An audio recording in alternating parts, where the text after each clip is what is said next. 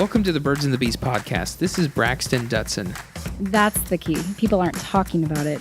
Everybody needs to know that porn is not a documentary.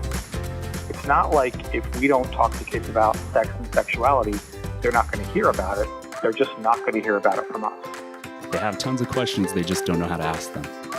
All you have to do is be one chapter ahead. You don't have to know everything. Just one chapter ahead of wherever your child is. Hey everybody, this is Birds and Bees podcast, and I'm Braxton Dutson. I'm a certified sex therapist and licensed clinical social worker here in Salt Lake City, Utah. Thank you so much for tuning in. Today we have a wonderful show for you. It's with Pete Monson, and we are going to be talking about manipulation. This episode, Birds and Bees podcast is all about giving you all the tips, tricks, and techniques that you need in order to talk to your spouse, your partner, your kids about sexual health and relationships. We are so glad to have you here. If this is your first time, welcome to Birds and Bees podcast. Welcome to the Hive. If you've been here before, we're glad to have you back. Thank you so much for your support and coming onto the show again. So today what we're going to be talking about is manipulation. That's kind of a word that tends to jump at people as a negative thing, and it's surprisingly not always negative. And Peter Monson is going to talk to us more about why that is, how we can use it for good. And this is going to be a part one of a two-part series in talking about manipulation, as well as going through different techniques to be supportive as you're parenting or as you're in a relationship. So we're glad that you're here. Thank you so much for tuning in. We'd love to have your feedback by calling 801-449-1818. You can also text that number and let me know your thoughts, any questions you have, experiences, or future episodes you'd like to hear. You can also contact us on Facebook.com, Twitter, Instagram, and at birdsandbeespodcast.com. But without further ado, let's get to the interview with Peter Monson. Thanks so much for tuning in.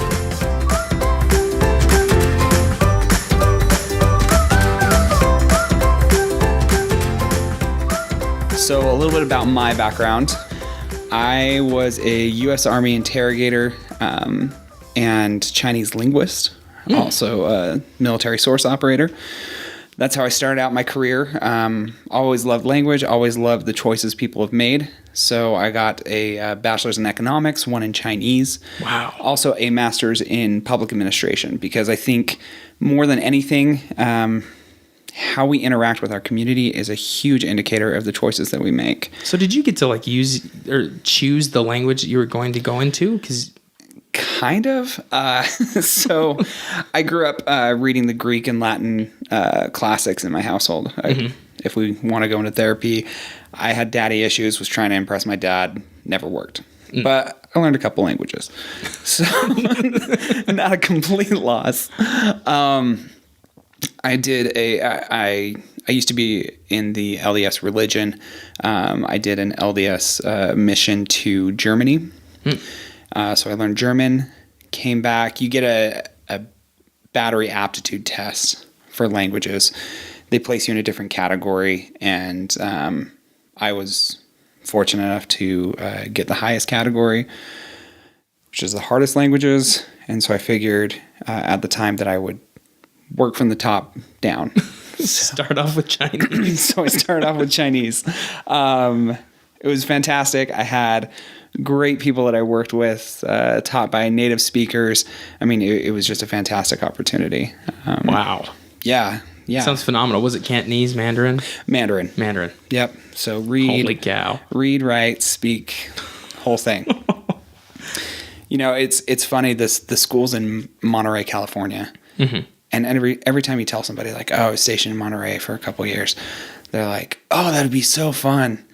You don't realize that to get from zero to an almost collegiate level, it's a good 10 hours a day, 5 days a week. And then if you're lucky, 15 hours on the weekend of homework. Holy cow. You don't really see the sky. You're just learning you see flashcards, yeah. So, I came back to the University of Utah, did my bachelor's degrees, master's degrees. I also write content for different people, whether that's the medical, political fields, and then I do strategic communications for a couple of different local candidates. Yeah, you do a lot with politics, things along those lines. Yeah, I've been really fortunate to be able to just kind of plug into a community through school and through different political engagements that has really showed me where I fit into the grassroots and local, on the ground kind of community here with politics. Nice. And that's kind of how you and I met. We were part of the Associated Students of the crap. I botched it. What is ASUU is all I can remember it as.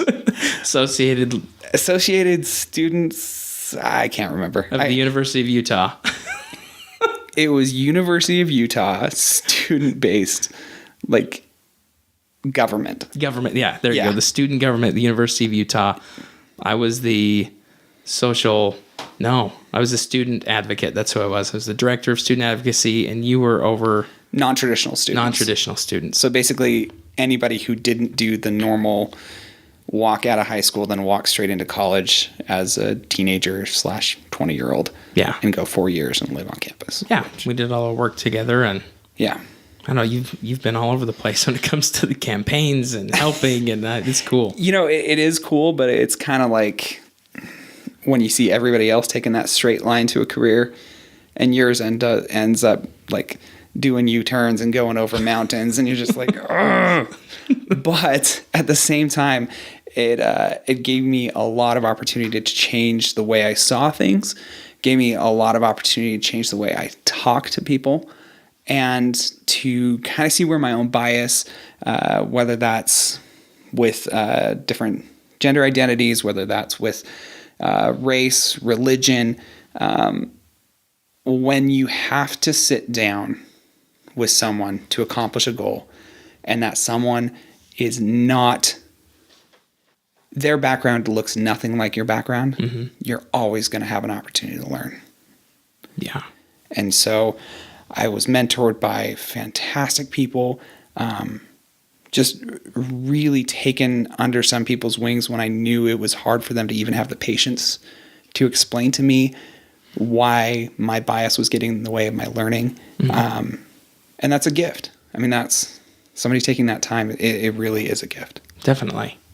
And with what you do and what you've been through all these years of learning, I can see how, with the topic we're talking about today, with manipulation, how it really comes into play. And I want to go over what, as we even use the word manipulation, I imagine a ton of people are listening going, why are we talking about this that they could possibly be a positive thing? Sure. Because every time we talk about manipulation, when it comes up, it's in a negative thing. Don't manipulate me. You're so manipulative. Or that person's a manipulator. Or that person's a manipulator. You know, you hear that a lot, especially from victims of some kind of trauma or abuse. I think as somebody who has personally experienced physical, emotional, and sexual abuse through my childhood, it hurts when somebody doesn't tell you what you think is the truth.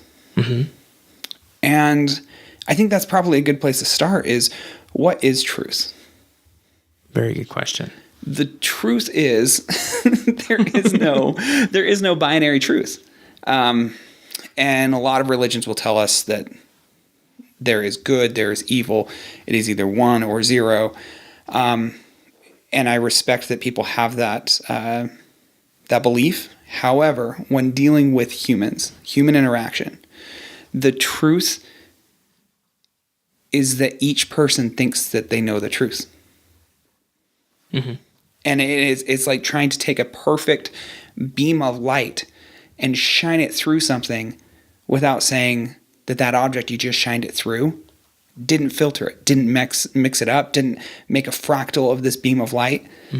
Like humans, we are naturally flawed in just kind of looking at our own space. You know, we get bias, we get trauma, we get outside information. All of this tells us what the truth is, and we kind of have to mush it up in this emotionally, irrationally rational computer of our brain and spit out what we think is truth so that we can survive. And then try and take two people and try and hit that together. Oh, yeah. I mean, you know, that's kind of where there's a common saying that the truth is always in the middle of the two stories. Because it, unfortunately, neither side was actually right. Yeah, because it's like you said, it's been filtered through one person, through another, and what perceptions have been there, what's going on, and it's somewhere between both of those stories. Sure, and if you look at it, even the most peer-reviewed, data-driven articles, you look at a peer-reviewed, data-driven article from the 1800s on why people of color can't process things in their mind as well as the Caucasian race can, and it is the most ridiculous stuff. And you're like, and it was peer reviewed. Oh yeah. it was. But the bias of the time made it okay to make it true because it was peer reviewed, and that's in no way to break down anything, scientific. I mean, I have complete respect for that. I've used it. I love it. But we always have to say, did this come through a human? Even a computer came through a human. You write code, you can't express everything that is going to happen just with the randomness of the universe. It is still a human thing that we made, and it has flaws. That's why we're always updating. And so when we talk about manipulation to me, in my experience, is trying to change something. And manipulation and communication is trying to express your view and then trying to change the view of somebody else by what you've expressed. And so your earlier question, how could this ever be positive, right? And the unfortunate thing is that when we talk about to manipulate, to change, in our English language, we've developed this idea that manipulate means to lie in a sneaky way. He's that charlatan, or she's that person that put the thought in his head. Okay. There's the old adage of dripping poison into someone's ear while they sleep. That it's this kind of like, and this interview is going to be wrought with like Marvel Universe. Yes. I loved comics as a kid because it was just a way to visually and literally give different viewpoints. I love it. So any nerdy kind of movie we're probably going to talk about. But one of those is Lord of the Rings. You have these different people trying to give this voice to someone who's just trying to go along this path. And it gets emotionally charged sometimes. And so that's oftentimes what we think of as the manipulation. Is that little poison in the ear that, if that person hadn't manipulated me, I could have done so much better. It would have been so different. When in fact, you made the choices that you made based on the input and the situation you were in, and the choice was made. Now, we've also got manipulation that is positive. So really it's based on intent. Positive manipulation is saying, I want to change the view of the other person by exposing them to something. Say I come up and knock on your door, and I have done this, as a representative of a political candidate. And there's this weird proposition out there that you haven't heard much about. Well, I'm going to find common ground with you when I knock on your door. We're going to talk about things that you care about. I'm going to talk about this proposition and say, hey, here are the really positive points of this. And now if I'm trying to manipulate, if I'm trying to change your view and your choices with responsibility, with good intent, I'm going to say, you know what, there's some negative things that have come out of this, but the positive is this, and I believe the positive outweighs the negative, and I want you to understand that so that you can make an even more informed choice than if you just went to the ballot box and checked whatever because you knew the guy's name. So it starts to come back to if we're only looking at manipulation, and for those who are listening, it's really important that we check the immediate reaction you have as we're talking about what manipulation is, because everyone that has listened has an experience with manipulation, probably in a negative connotation, or they felt manipulated, or they felt that someone did something wrong to them and they felt manipulated. Like, I wouldn't have made that choice the way that you just had described. And so we're not trying to play off that using it in a negative manner like that is okay. But we're trying to piece together that manipulation is not this bad thing that needs to be there, and how can we use this responsibly? Right. And I mean, I can think of the some of the earliest memories that I have, especially as a child. Your brain is still realizing how to process outside information. I can think of some of the earliest instances of my memories as someone having negative intent and manipulating to do something that I did not want to do. Had I had more information, had it been older, had it been a different situation, would have things been different? Sure. But that person enforced their intent upon me. And so I don't want to downplay the plight, the struggle of what it means to be a survivor of abuse. But yes, we use manipulation every day. And it just comes down to our intent and how much responsibility we take for it. Definitely. And we're going to be talking about the positive manipulation, or like the responsible. Right. And we're also going to be talking about ways that people manipulate very harmful. Yes. Yeah, we're going to go through both of those. And one of the things that I'm curious about is you were bringing up Marvel, and we're going to refer back to this, but I love we were talking about it beforehand. Well, it's because you and I can sit for probably, till midnight or 12:30, and our wives are just over there shaking their heads like, why are you talking about Black Panther again? Yeah. I love how you've put together or as you were explaining to me first with manipulation, is there's manipulation tactics that jump in to get things done, and it really doesn't matter what kind of fallout there is. So you've got Thor and Hulk versus Spider-Man, and I'm curious if you'd explain more about why you've put Thor and Hulk in one category, and as we're talking about manipulation, why they're there, and Spider-Man to where he is. Yeah, so I like to use this as kind of a reference for people because it's so easy and laughable, but it is really a great description. So Thor and Hulk, if your listeners haven't ever experienced these two characters, they are huge. I mean, we're talking about like the size of a small house. They come in, they have enormous amounts of power. And these are the guys on the team where they just kind of Hulk's whole thing is Hulk smash. Like, he doesn't have great communication skills, but he can say Hulk smash, and he literally smashes. Thor takes such great joy in unleashing his anger, and he's learned over the years to unleash anger against evil. But it's still anger-based. I mean, that's mythologically what he's known for. And so he's got this hammer, and he is breaking down buildings. Hulk's flipping over cars, ripping up roadways. I mean, like, literally demolishing in a city. To get the evil. To get the evil, right? Yeah. Now, Spider-Man, and this is really interesting because the Marvel Universe films take this and create evil out of the people that have been negatively affected by these other big smashing characters.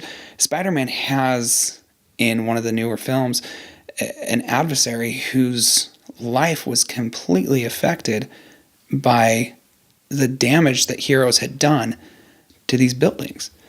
I mean, like, he was essentially like the cleanup guy. And and all of a sudden, people get hurt by these rocks being thrown around, and it's all in the name of justice. But what does it really mean if you're still having fragmented cities? Spider-Man, kind of has this idea that he's just going to help by connecting things together, right? This webbing. Oftentimes, a train will be falling off, and he'll shoot his webs and try and grab it back. It's just that mentality that, like, breaking things, even in the right space, can still be wrong.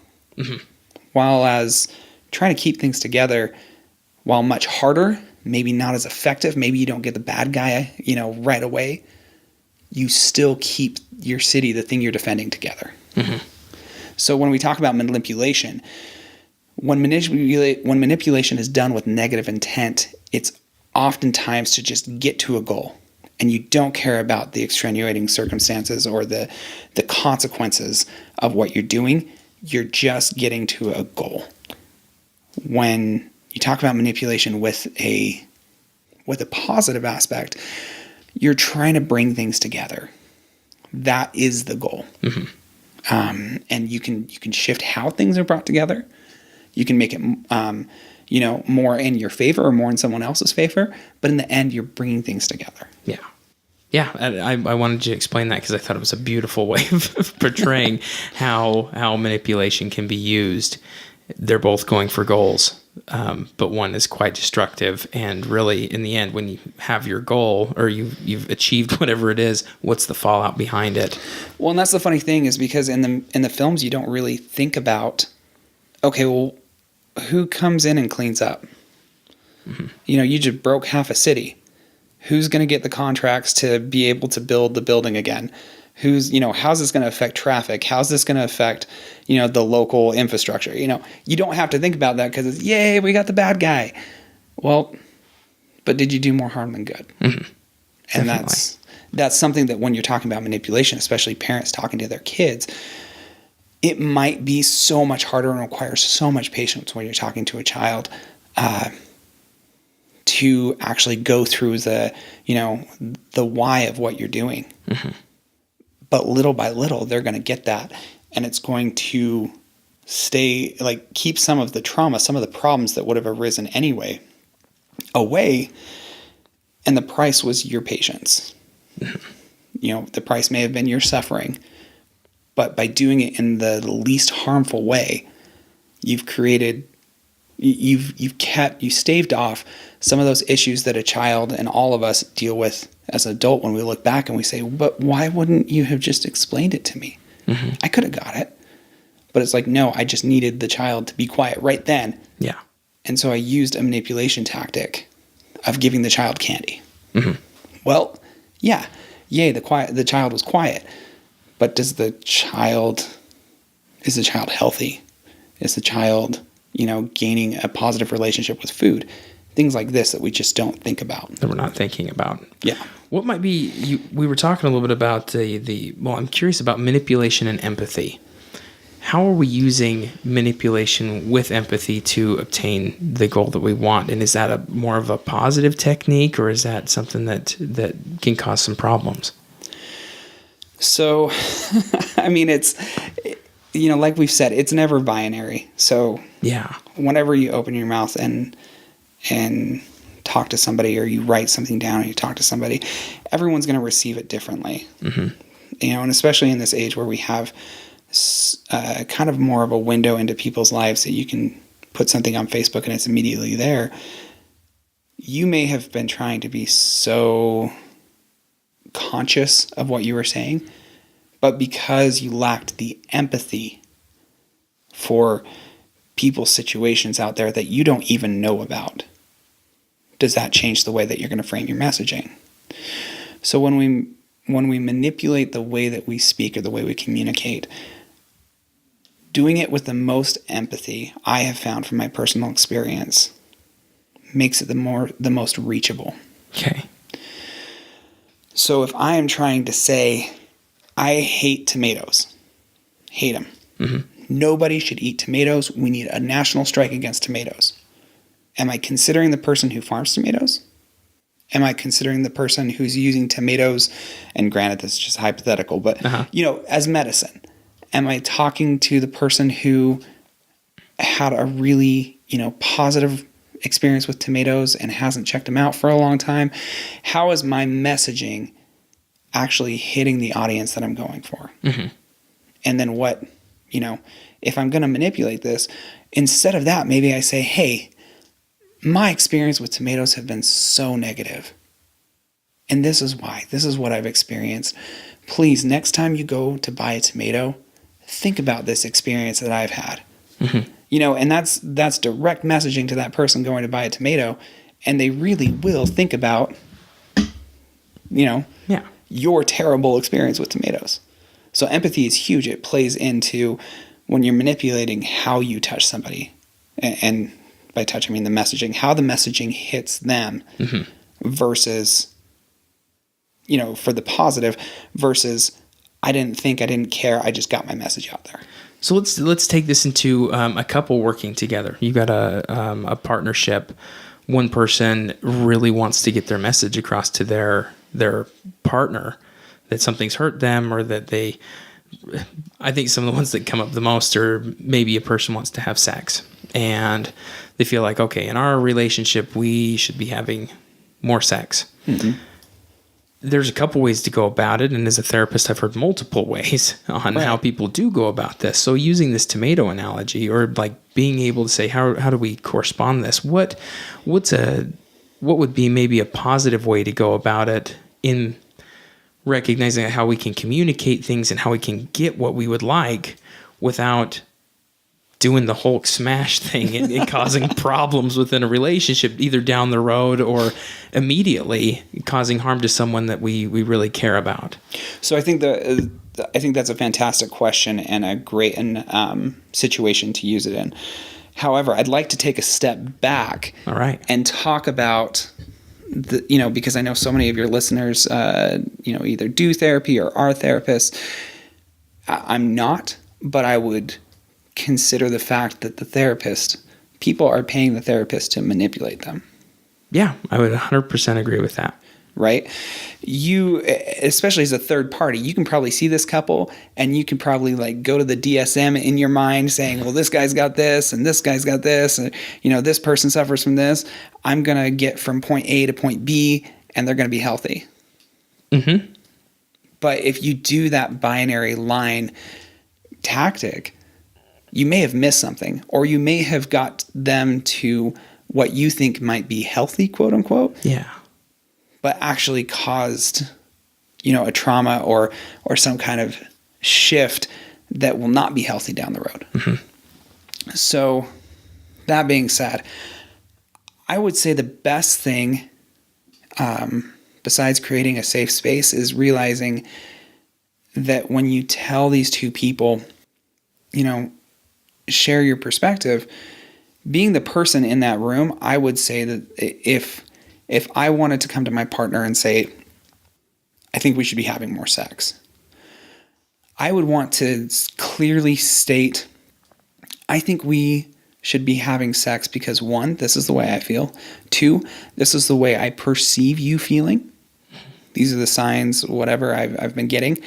And 3, I think us having more sex will produce this outcome that would be positive to both you and myself. Okay, so we're going for a win-win. Yeah, right. Because, if you're self-sacrificing, saying, well, I think this sex is just going to help you, I'm giving up so much to have this sex with you, it's going to create guilt down the road. Mm-hmm. You've manipulated, you've got that goal.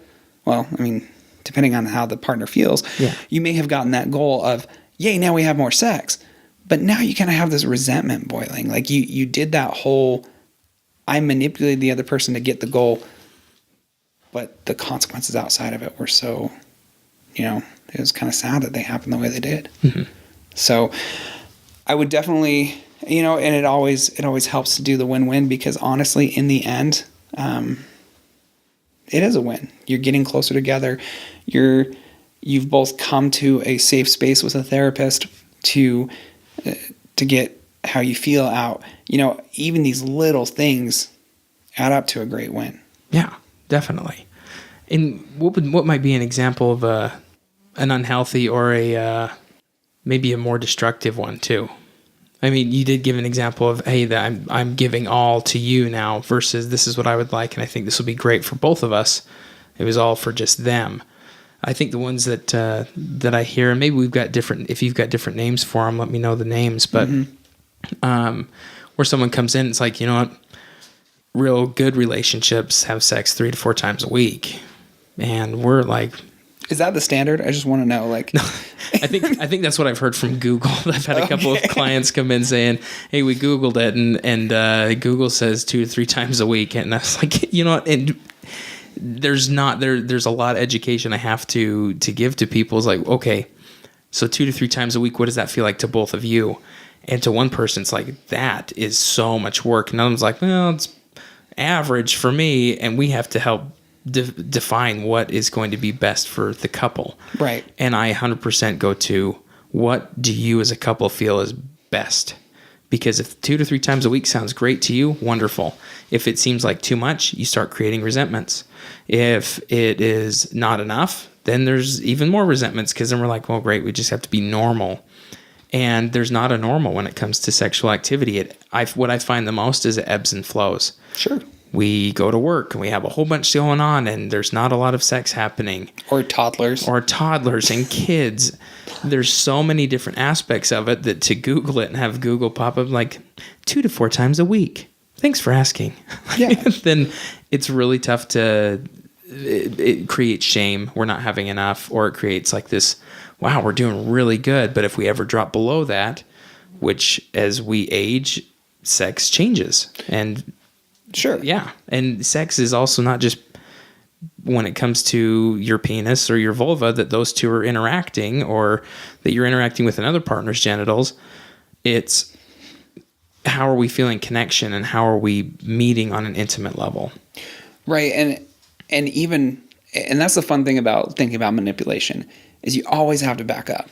So backing up, that Google search, the query that they did and the result that they got, manipulated the discussion about sex. Gotcha. Yeah. So, I mean, maybe that was, Sally, who's at home on a mommy blogger and feels like this much sex is the right amount of sex to have.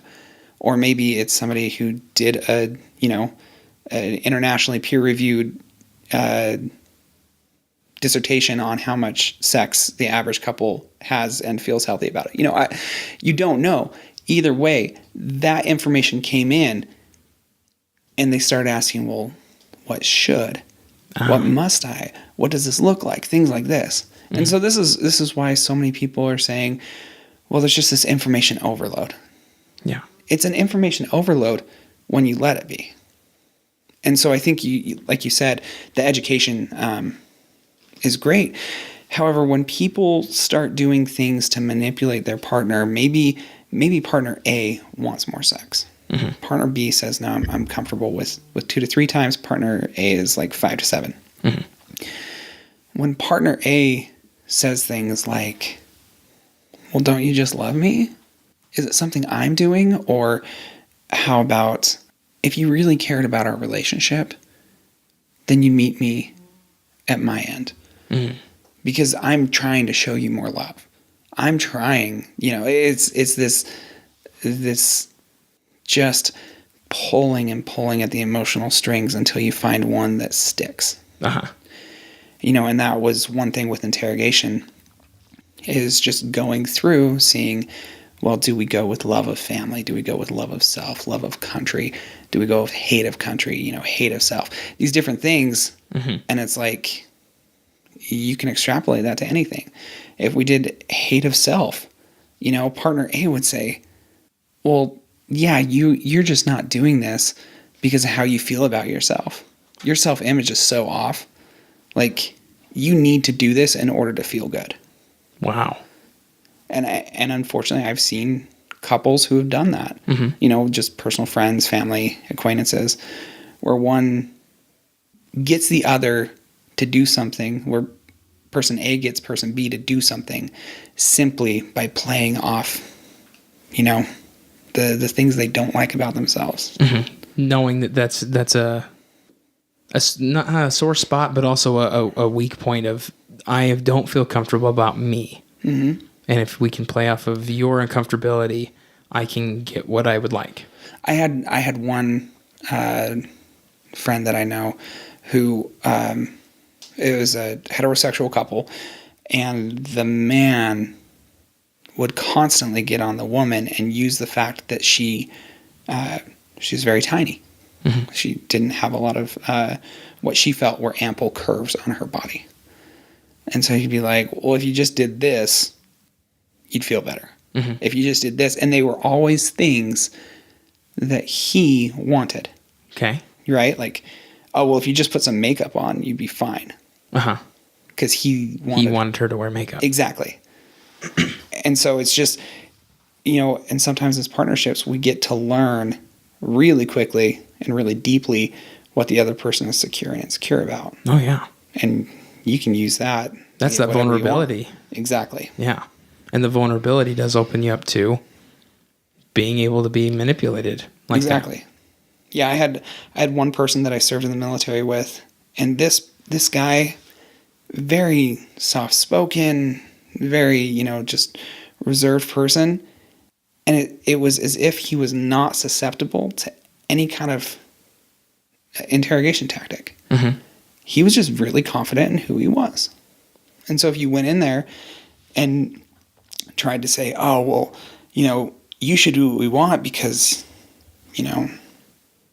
if you don't, it's going to bring shame to your family. And he's like, well, I know my family. We're on pretty good terms. I think I'm good. Wow. Like, just like that stability of just having worked through a lot of his vulnerabilities. He was in a place in his life where he was good. Mm-hmm. And you didn't have anything to play up or play down because he had it together.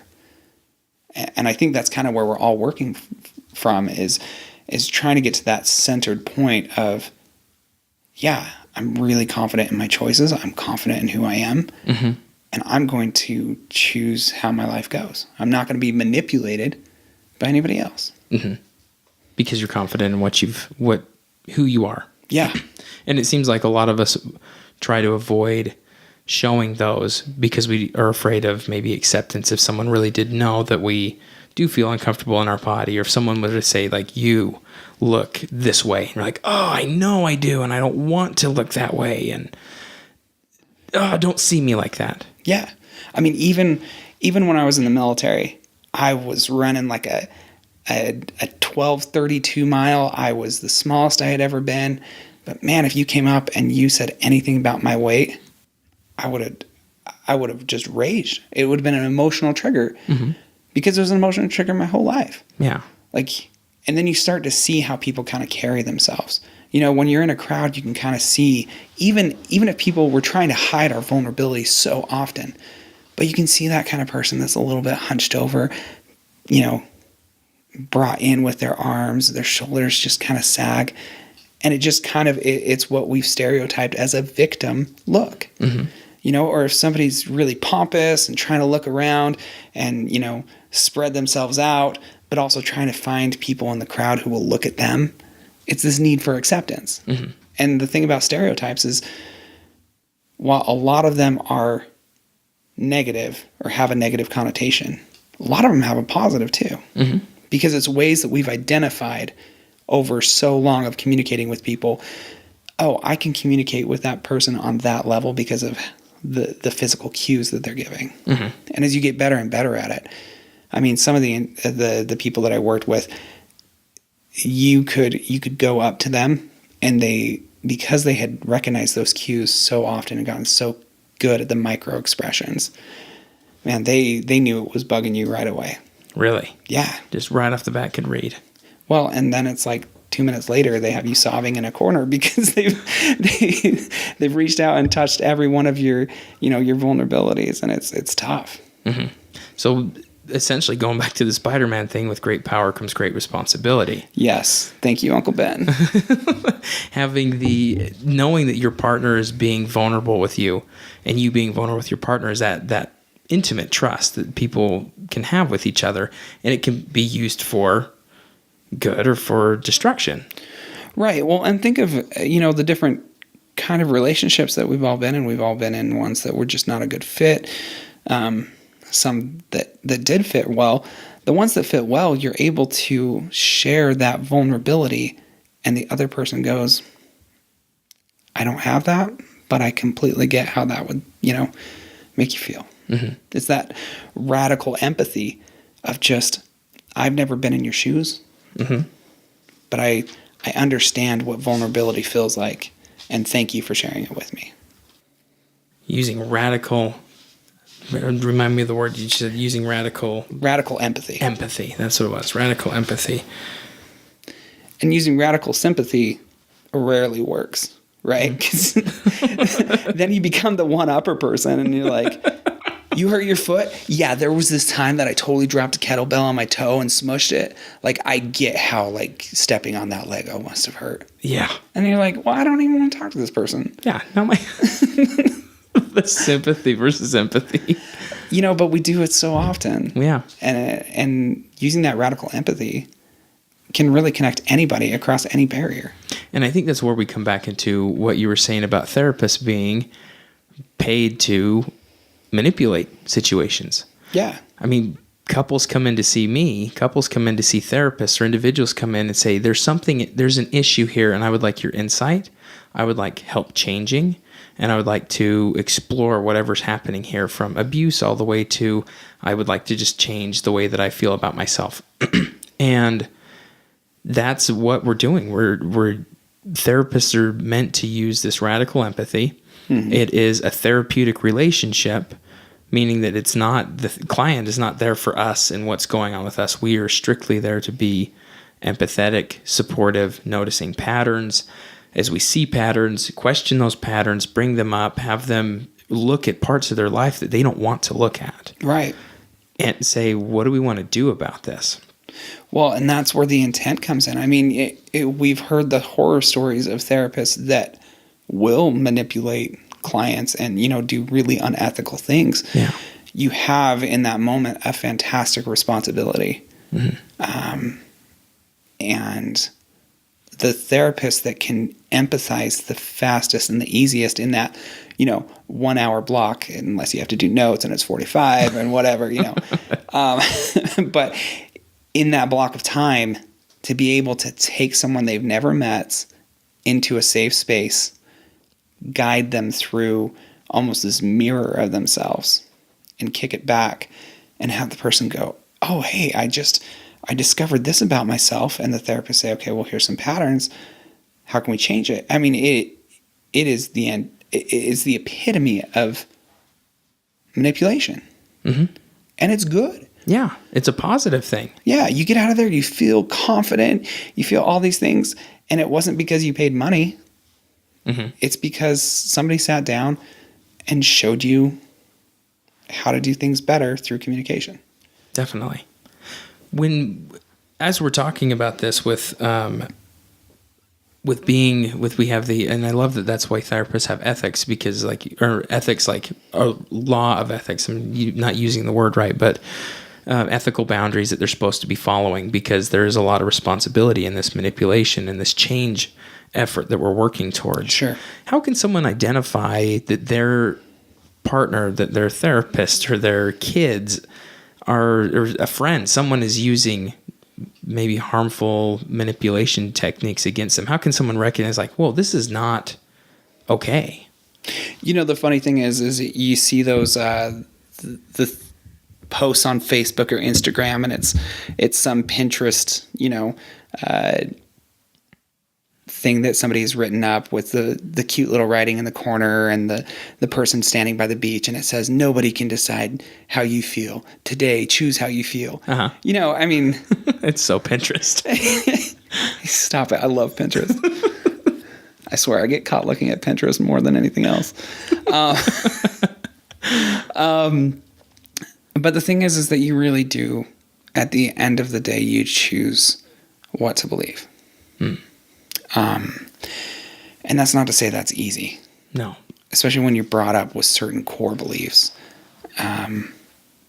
But when you have a partner who's doing things and you know, either with the help of a therapist, with a friend, with doing your own work, you can step back and kind of take that third party role and look at yourself and say, do I really feel okay with accepting the truth of this person? Mm-hmm. If you don't, then don't. And lots of people that I've met who, and myself included, when trying to manipulate someone for a negative negative purpose, I'm trying to get control of the situation. Mm-hmm. And so when that other person says, no, I'm not going to do this. Well, then I lost. I lost control. What do I do now? Try for another vulnerability, try another tactic. If I keep getting, no, I'm not comfortable with this, and I'm not manipulating with the correct intent, then I'm done. What Yeah. else can I do? Well, essentially, that's when we get into domestic violence or physical force. So I'm going to force you to do something. Is that right? Right. It's the person who is doing the violence saying, I don't feel like I have enough control. I'm going to find somebody that I can control, and I'll manipulate them, and I will make sure that I feel in control now. Yeah. But if you can't find anybody, what do you got? It's like, well, I guess my life's out of control. What do I do? Maybe I find a therapist. Like, Why do I need so much control? yeah, I need to feel in control that way.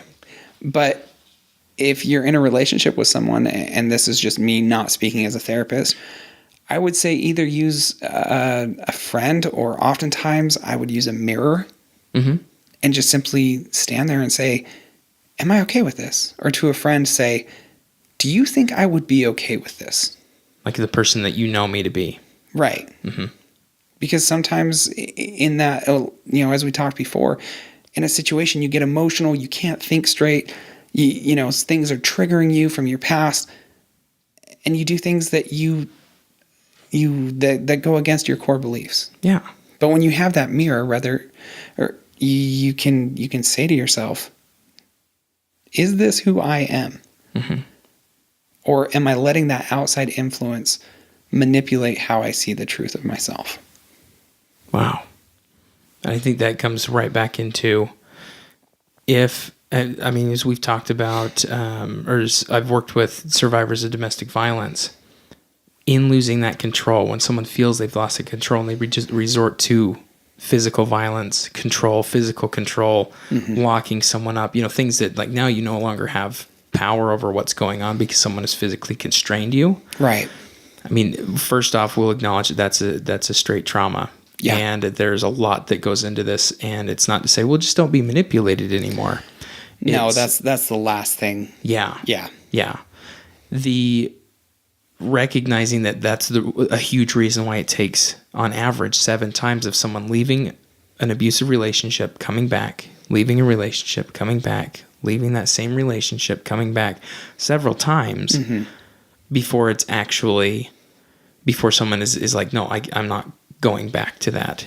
And it's important for couples or for parents or for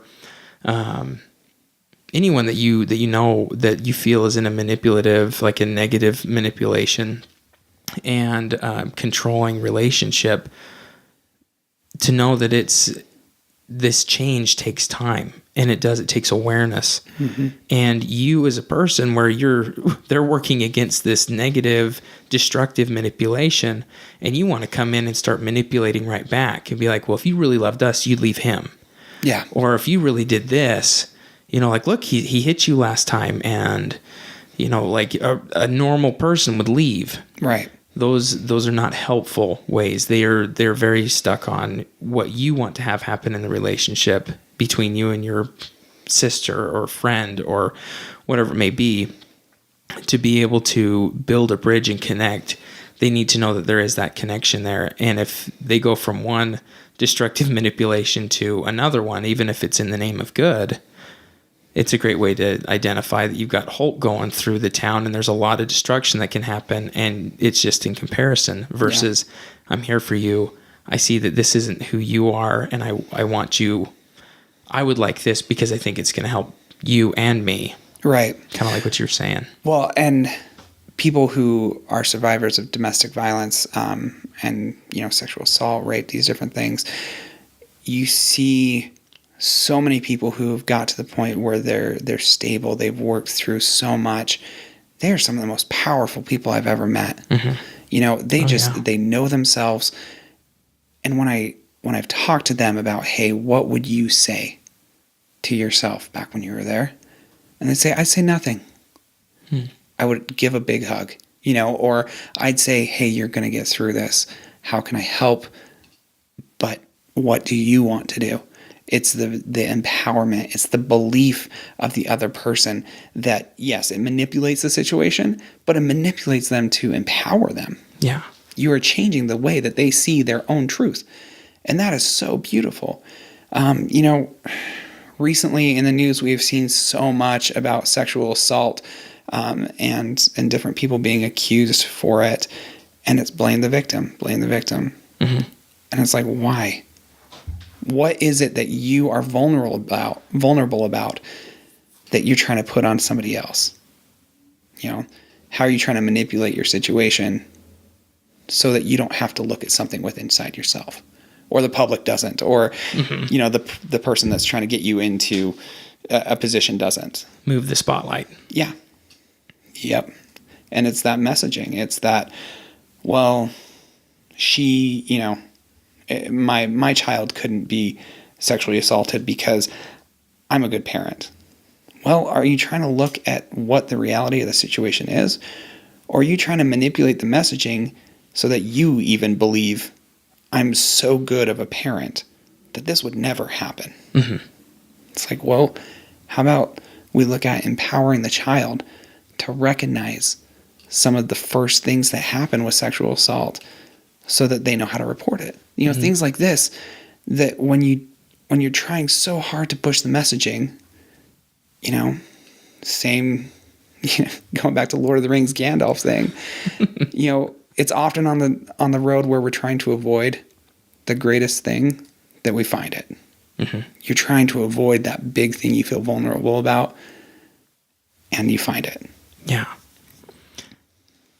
I'm trying to think. I mean, we've covered so much when it comes to manipulation, how it shows up in daily life, why it's there, why it's positive, why it's also harmful, like different techniques and things like that. We're about to wrap up this segment. We're going to move into the next one where we're talking about different techniques. Mm-hmm. I mean, we'll be talking about the upper. We'll be talking about I don't know, there's so many other ones, but like negative comparison and things along those lines, and maybe some of the things that we've already shown in this episode, mm-hmm. Mm-hmm. But how kids use manipulation techniques, how you can help redirect that, but also how you're talking to your kids and right. Different things along those lines. But I'm curious if, from what we've talked about today, is there anything that you'd want to, someone listening, if you could leave them with one message, or if you could leave them with one thing to take away from this episode, what might that be? I think for me, looking out, trying to give a message, it would simply be find those core things in yourself, those core truths that don't change no matter what messaging is given to you. The positive things that you can anchor yourself to, mm-hmm. so that no matter what, you know a couple of truths. And nobody can change that. Know your core truths. Yep. Would that be similar to like values as well? Of course. Okay. Yeah. I mean, it comes in so many different values, beliefs, ethics, systems. The fact of the matter is, walking through life, I believe everyone's going to be swayed. You're going to change. You're going to educate. So many things are going to change. Mm-hmm. But if I have a core belief that kindness in every situation is key, that you can still be brave and not hurt, these different things like this, they're so ambiguous, but they're so solid that no matter how the information that I take in, no matter how I'm manipulated, I can make sure that I always have that anchor. Mm-hmm. Wow, that's great. That's great. Find your core truths. Mm-hmm. What keeps you solid. Well, thank you so much. I'm really looking forward to the next episode we're going to be in. Me too. Thank you so much for listening to Birds and Beasts podcast. We'll catch you in the next episode. Thank you.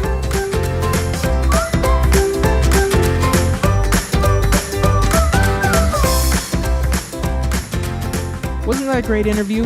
Man, I love interviews like this. Remember, we love when you send these episodes to your friends and family. There's a good chance you know someone who could use some extra support or the information that was just discussed in this last episode. Send them a link. Tell them about it. You can send it through iTunes. Send them the birdsandbeastpodcast.com link. Any way that best will get them the information, and it can help a lot to those that you love.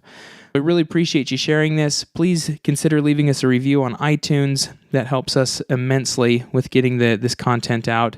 And know that I love you. Love the fact that you guys are helping me out with my goal in sharing this information with the entire world and changing the way that we talk about sexual health and changing the interactions we have with our kids as well as our partners. If you have any questions or you want to join the conversation, send me a call or give me a text at 385-449-1818. Send me an email, birdsandbeespodcast@gmail.com. All this is going to be great. Love to hear from you, Hive mates. And I look forward to talking with you guys in the next episode. So until then, keep the sexual health buzz alive, and I'll see you in the next episode.